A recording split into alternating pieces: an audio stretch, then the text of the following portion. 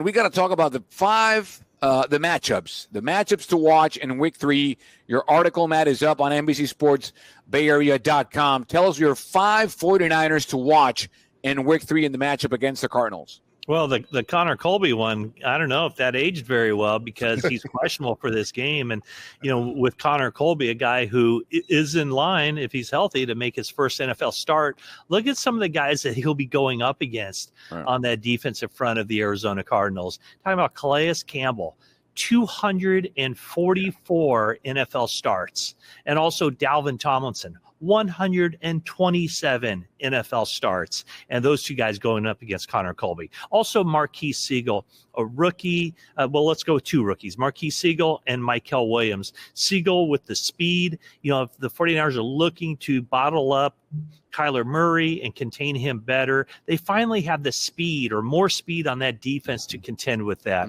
Siegel's an upgrade in speed. Upton Stout's an upgrade in speed.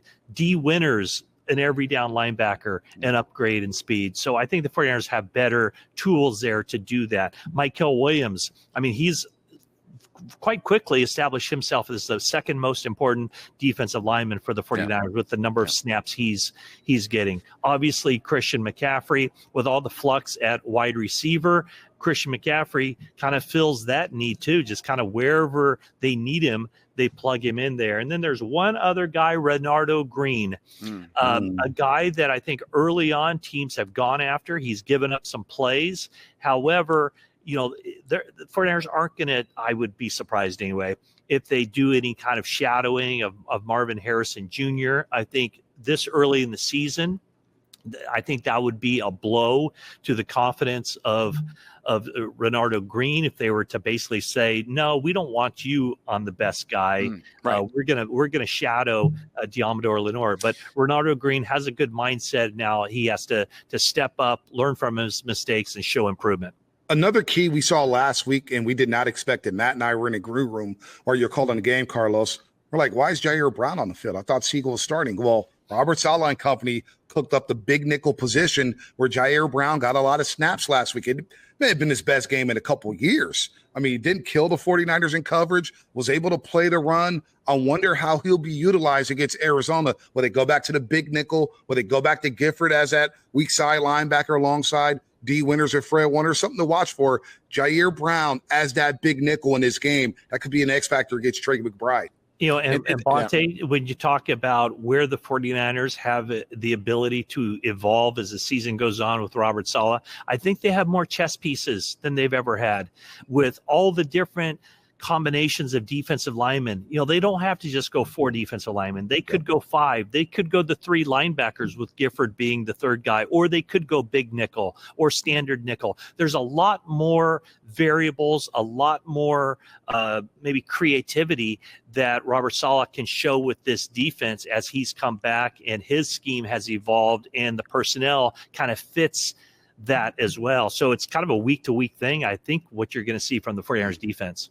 And just going off of that, the segue is, Matt, I'll start with you. We got a couple of minutes left. With all those schemes and pieces you all both described masterfully, how do they stop Kyler Murray? Because it's been a problem. Mobile quarterbacks in the past have given the 49ers some fits. The Saints had issues.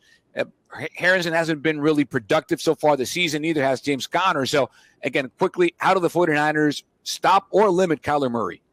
I think they play a lot of zone.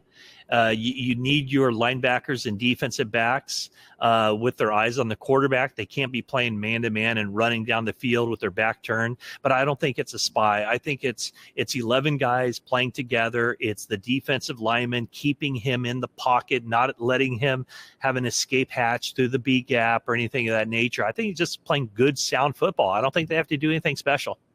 Yeah, I know Paris Johnson Jr., the left tackle for Arizona, is listed as questionable. We'll see if he goes. I have a feeling that he will go, but Nick Bosa's got to make sure he contains, right? And he's been very good at controlling his rush and making sure nobody gets outside of him. Maiocco Williams in the run game especially.